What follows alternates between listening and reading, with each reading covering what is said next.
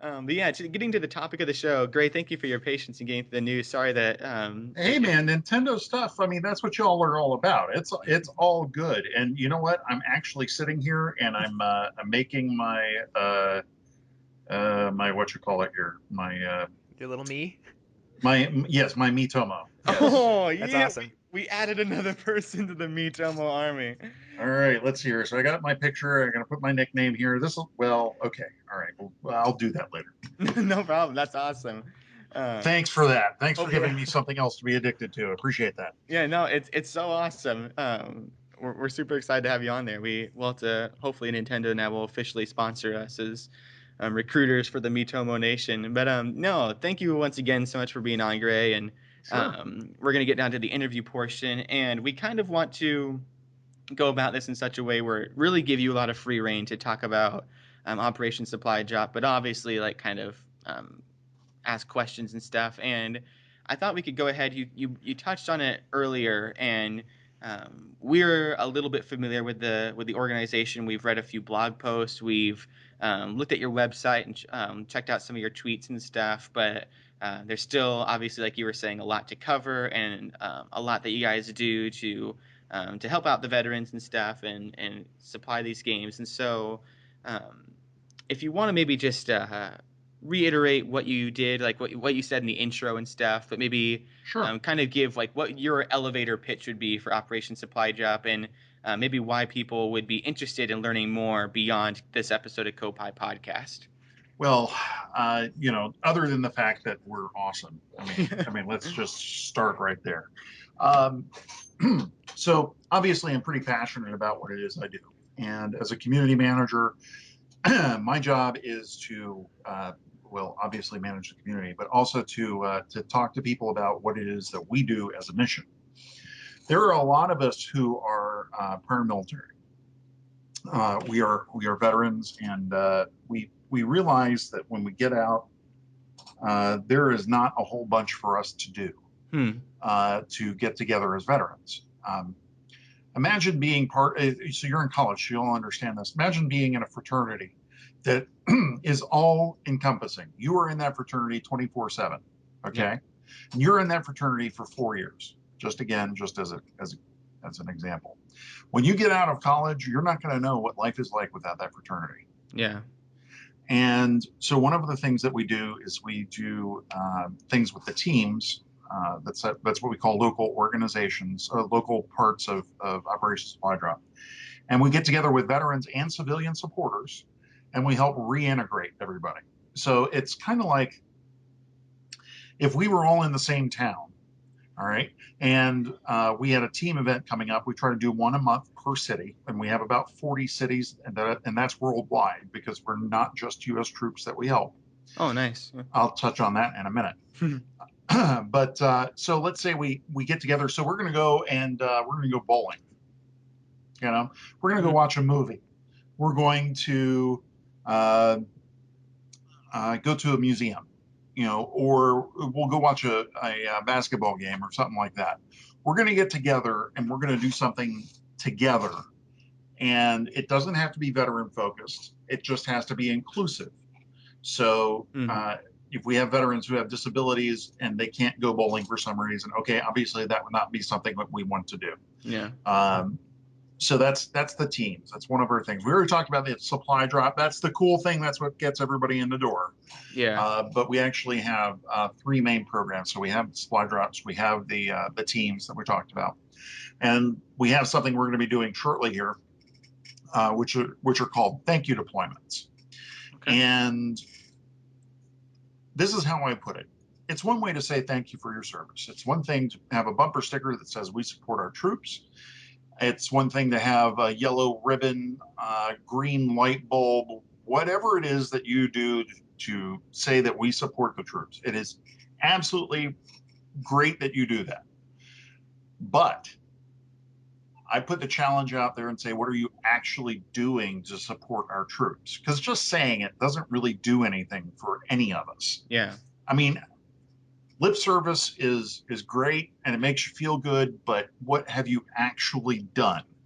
And what we are doing is we are doing actual thank you deployments. We're actually thanking exceptional veterans and giving them a VIP experience they're not going to get anywhere else. An example of this, the best example of this would be we had some veterans that, of course, are exceptional. And when I say that, I don't mean they're missing limbs. I mean they're actually doing stuff. They're actually, helping their fellow veterans, helping civilians, work with veterans. We don't care about the sexiness factor, if you will, of missing limbs. So anyway, we had this group of veterans, and Madden NFL had just come out, and we had these guys go and play Madden when it came out with the Chicago Bears. That's awesome. Wow. So of course the Bears are going to take their own, I'm going to play myself, Yeah. So they did that, and they played and have fun. What we're going to do coming up is we're going to have a thank you deployment to PAX East. Oh, wow. And I'm actually going to be walking around with the veteran. We're going to show him to every single booth. We're going to talk to everybody. We're going to have him play every single game we can. And it's about thanking them. It's not the lip service that you hear a lot. It's actually, doing stuff behind it. And that's also what the teams are about. Going out to a movie may not seem like much, but if you don't get out of the house because you have agoraphobia, because you really feel like your life is not in control, or that anything outside of your house is bad, it's a big deal to get somebody to go out and watch a movie. It's a big deal to get somebody to go out with fellow veterans to a public space and do things. Yeah, definitely. And that's what we're trying to do. We're trying to do that. And it's not just Iraq and Afghanistan, because that's the popular war right now. We have Vietnam veterans. We actually helped a World War II veteran go down and see the World War II memorial. We've helped veterans who have not been in any conflict, because just because they didn't happen to serve during wartime doesn't mean that they're not, they're not valuable. Doesn't mean that they didn't serve. Doesn't mean that their service wasn't honorable. And I'm actually one of those veterans. I'm one of those that you never would think. 95 to 98 is when I served. So I didn't serve in any kind of battles or anything. I served stateside. I didn't get deployed anywhere, but. And if you ask the combat veterans, they will tell you, although there is a difference between what it is you've done, you both served. Yeah. And that's the common denominator, Yeah, definitely. Yeah, it's interesting. I mean, because I checked out the Twitter and stuff, and there was somewhat of a confusion in my mind, because you see something like Operation Supply Drop, and then you also see something like 8-Bit Salute. And I see like the slogan, like making fun where there is none, but then you see like the video game aspect from 8-Bit Salute. And so there is a question in my mind of like, is this all completely based in like the whole video game culture, or is this also, like you mentioned, you do things beyond video games, where you have a movie night or a bowling night, or then you do the other things where you're giving out support, and just basically any way that is fun and inclusive and stuff. And so it's really awesome to see that it's not necessarily limiting to just like veterans that happen to be fans of video games, but it's just basically anyone that's a fan of fun, which I don't think anyone is not a fan of fun. And if somehow Grumpy Cat yeah, there you go. Well, to be honest, our focus initially was on video games when the organization was founded in 2010, and we remain focused on video games because that is the most generationally relevant tool that we have to talk to people. And so people going into the service now have played video games. People coming out of the service now have played video games. Imagine being in the desert somewhere and only having, a generator. What are you going to do? You're going to sit in a box all day, and it's 106 degrees outside, and you have nothing to do. So why not have a console that you can play games with your friends? You'll take care of it. You will all take care of it because you all want to use it. So video games do help, and I want to make sure that we're clear. Video games are the center of what we do. It is not the only thing that we do, because we've helped a homeless veteran. That has nothing to do with gaming. Mm-hmm. Just helping a homeless veteran get on her feet and get into a place to live and get a job and get connected and do things. And it's all because we're veterans and we take care of our own. Um, the 8-Bit Salute is a program that we have that is year long where we stream on Twitch. Okay. And we have a lot of veterans who do it. We have a lot of civilian supporters who do it. And we're just streaming. That's all we're doing is having fun. Okay. Okay. Now, that said, coming up in May, we have Military Appreciation Month. And it's one of our two big donation drives that we have. We have that and we have Vettober. In May, we go all out. We tell everybody, look, normally we don't ask for money. This time we are, because it takes a lot of money to do what we do. And yes, we get a lot of in-kind donations. And yes, we absolutely want people's time more than we want their money. But in May, it's all about the dollar bills, y'all. Yeah, You know, definitely. and that's unfortunate to say, but I mean, we're a nonprofit. We are a charity. We are GuideStar Gold certified. We have transparency out the wazoo. Mm-hmm. And unfortunately, it costs money to do things. It's just the realist thing about it. Yeah, I no mean, doubt. Yeah, I was gonna say, we were looking into May Appreciation Month or the streaming and stuff with 8-Bit Salute, and definitely something that we as like Koppai are interested in. We've been talking about once May comes, I'll be heading back home where Zach and I will be in the same spot, and we'll be able to do lots of more Let's Plays and in-person videos. And so the concept of streaming was definitely on our minds, and would definitely be something that we'd want to be helping out with. And we encourage any Koppai listeners who happen to maybe be streaming or do Let's Plays to hop in on that. And it completely makes sense. I don't think there's any sort of question or anything in that in the concept of asking for money, especially with something like this. I mean, you talked earlier in the introduction about like how this isn't Amazon Prime free shipping to get these things here. Like this is, you want to make sure it's safe and you want to make sure it's secure, and you have, I mean, you have the hardware and the software to protect, and it needs, I mean, there's so many things that way. I mean, we wouldn't be able to begin to talk about the necessary preparations the to, logistics alone of shipping out something are phenomenal. And I got to give credit to our team for doing a great job. It used to take 90 days minimum Wow. to get a supply drop out from when they requested it. And that's the other thing. So we don't just ship things out. They have to ask us for them. They have to oh, say, so like you have a unit over there that has a forward operating base and it's, it's like 500 guys over there. They have to send us a request and say, hey, send us stuff. And they have to kind of be specific about what it is they want. And then we can ship it out to them. So we went from 90 days doing that to 45 now. And in some cases less. nice. So they're not waiting too long to get their stuff. We're putting it out there just as soon as we can. The other thing is that we like to put out new stuff. Um, there's nothing worse than having that whole gamer thing of being behind the times, Yeah.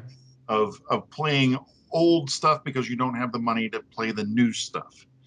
Um, Unfortunately, when you're overseas, your access, not always, but your access to video games is really limited.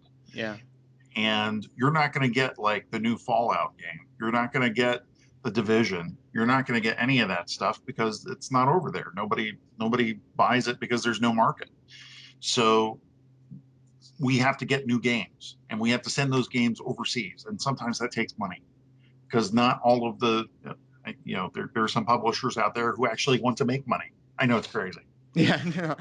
No. But those guys, I understand that. We ask a lot of the people who donate to us, and we thank them, all of them, for what they do. Yeah. Um, I was gonna ask. So you said you originally it was about a 90-day waiting period, and you got it down to 45. You said. that's right. And Well, how? I didn't. Our team Oh did. yeah, yeah. But yes, you're right. You personally, you figured it out. You did the math. You told the Nope, people you nope, need to nope. know. There's actually Um, Steve Giddings, so shout out to Steve. Shout out to Steve. Yeah. I was gonna ask if you're down to the 45. I mean, how many? If they have to request it, how many requests do you maybe get within like a year or so, or like what's the average request rate, or however that like term would be defined? Are you So what you're getting? really asking is how many drops do we do? In a sense, yeah, because I was going to ask how many requests do you get and how many are you actually able with the resources you have and the time that's required to wait. I mean, how many can you send out at a time? How many have you sent out? And those kind of logistics of it. Are there lots of people on like a waiting list, for example, or are you getting tons of requests? Or I mean, are people over there consistently asking for things, or what are Sure. those logistics behind it? Well, I can only answer some of that. Okay. I can't tell you how many are requested because the requests don't come to me. Okay. So I don't know that, but I can tell you that December was probably our biggest month. Of course, Christmas time or Hanukkah time, depending. And we did 55 drops in December Wow. alone. 55. In This December is alone. Wow. just in December. That's Uh, incredible. That's Yeah. awesome though. That's we, great. I think we did 30 some in February and about 30 some in January. Wow. The nice thing is that we started doing monthly deployment reports. So you really can just go to operationsupply.org, go there and see exactly what it is we did every month. Cool. You Okay. can see what our teams have been doing. You can see what supply drops we've been doing. Sometimes we have to redact those things because we can't tell you exactly where it is we sent things. Yeah, definitely. Um, but speaking of that, one thing you'll see on there commonly is that the Canadian supply drops that we do are redacted, and that is because we don't want to give away Canada's positions wherever they are. Hmm. But we do support Canada, the UK, all of the NATO allies that we have. We support them. We also support the Australia and New Zealand. It's called ANZAC, ANZAC, ANZAC troops. We support everybody who is our ally. So we actually have two teams in Canada. We have two teams in the UK. We have one in Germany, and I believe we're about to put one up in either Italy or Spain. I can't remember which. Uh, but I mean, we've got these teams everywhere. It's not just a U.S. thing, and we work with our partners overseas, and we actually have teams. We have groups of people for veterans, not of just of our country, but of that country too, getting together and hanging out and doing stuff. Nice. Yeah. That's I totally mean, awesome. I mean, is there a common theme I guess you see in maybe requests like you mentioned earlier on the podcast when we were kind of pushing, the NX and the Wii U that most of your requests were for like Xbox Ones and PS4s, and you had mentioned that like people don't want to be behind, and you reference games like Fallout and The Division. Like, is there a game that you really see like hitting home with veterans and stuff that they really like to gather around and play, or like you mentioned Madden stuff, that was kind of maybe a popular one, or well, I mean, to be honest with you, anything you can send is fantastic. And yeah. we actually do get games from people. They send them to us, and we actually do send those out. Um, we don't really discriminate about what games we get. You know, Hmm. if we get a game, we're going to send it out. That's all there is to it. And whether they play it or not, that's up to them. Yeah. I'm sure they'll get bored enough to play any game. And, and there are some bad games out there. 50 Cent Blood in the Sand, worst game I ever played. Um, but at any rate, we also do supply. So we talked about doing them to bases, right? And Okay. that makes sense to most people. But we also do them to bases here in the U.S. We also do them to bases outside of the U.S. and we do them to hospitals Okay. uh, because that's where people are getting treatment. And you want to talk about being bored, sitting in a hospital bed all day is Yeah. pretty boring. Um, so that's another thing that we do. We do supply drops rarely, but we do supply drops to individual veterans who absolutely have gone above and beyond to really help out other veterans. Um, and that's smaller things, obviously. We also give them shirts, we give them bumper stickers, we give them every little bit of swag we can, Yeah. uh, Perfect. so that it's a slice of home. Hmm. I have a friend who I met through the game Halo 2, and Nice. he enlisted, and when he enlisted, he had been playing Call of Duty, so he moved from Halo 2 to Call of Duty, and then went in the service, was stationed in Afghanistan, came out 4 years later, and is still playing those games. And that's what makes the most sense to me. Yeah. It's, most people will think, well, why would you want to play that if you were over there and you saw or did what you did? And the truth of it is because people know that that's not real. I mean, I know that's a Interesting. video game. Yeah. That's not necessarily true for everybody, but that certainly is something I've seen personally. We actually now have a chief medical officer on board, and he is working with gamers to use gaming to help continue therapy. Nice. Okay. So it's not just PTS, but it's also other things that go along with that. It could be agoraphobia, like I talked about. It could be depression. It could be anxiety. Video games actually help with all of that stuff. Yeah, definitely.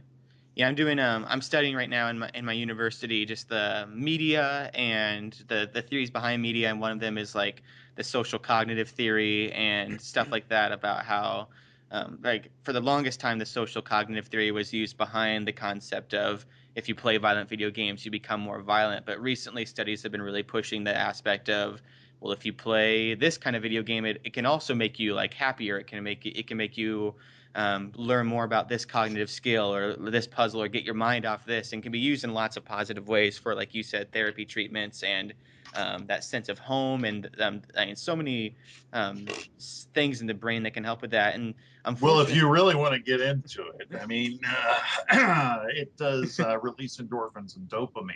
yeah, It definitely. increases your dopamine production. And I was a hospital corpsman in the Navy, so this is all, stuff right down my alley. But for the layperson, it makes you feel good or it makes you not feel bad.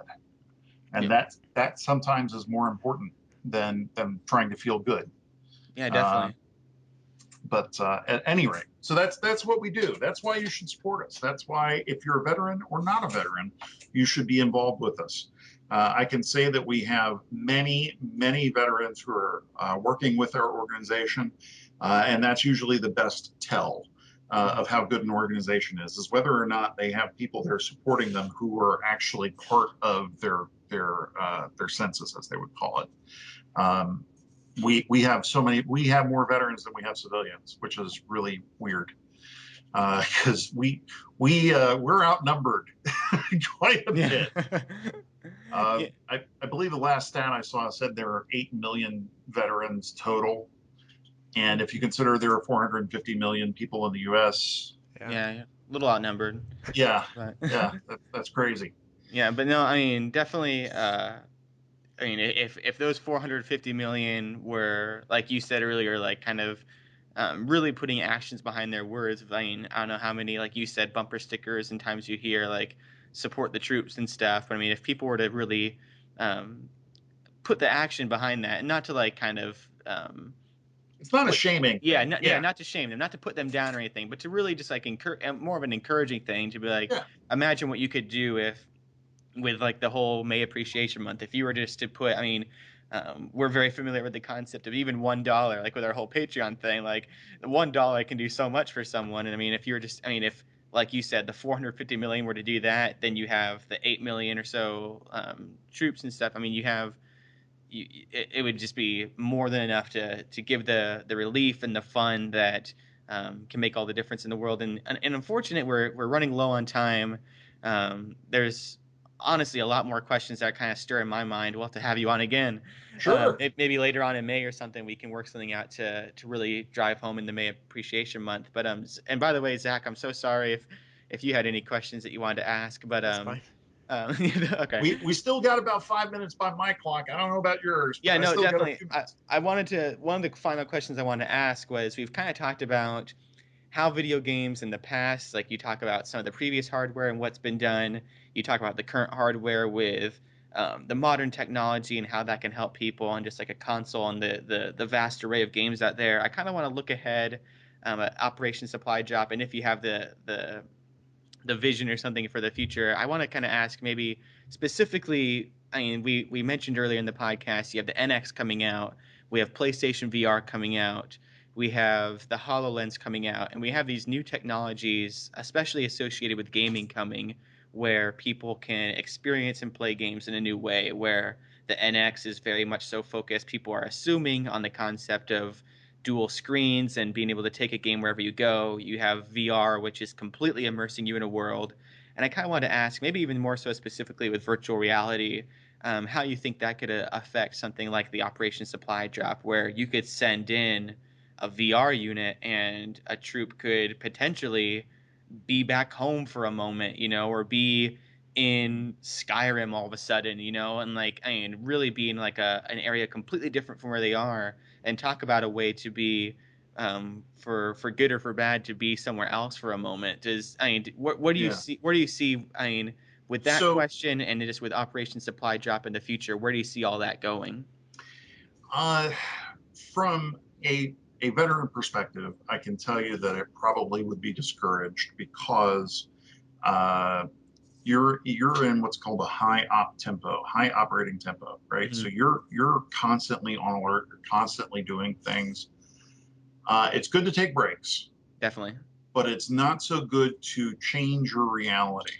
Does that make sense? definitely, yeah, Um, Now, that's just my opinion. I don't know what OSD is going to do going forward. I can tell you that VR sets are usually very expensive and probably not something that we're going to be shipping overseas unless we get donated just a ton of them. yeah. Well, we're gonna be Uh, helping out with May, so well, hey, there you go, we'll right? be pushing VR in our stream. Um, as far as the new Nintendo, I'm sure that's something that we'll be procuring. Mhm. Um, you got to consider the average console is around $300-400. We Yeah, have to go buy them, yeah. and we've actually gone to like Best Buy and bought them out of consoles because we were doing a drop. It's better if we have used consoles that we don't have to buy, but the truth of the matter is that we usually have to buy brand new ones. We put them in the games cases. We put in the cases already have the monitor in them, and then they get shipped out with more than one controller. So that's really, if the price point is right, that's what we'll be doing. But as far as VR goes, I don't know. Interesting. Um, Yeah, Again, it's one of those things that I think the military might frown on. yeah, Yeah. definitely.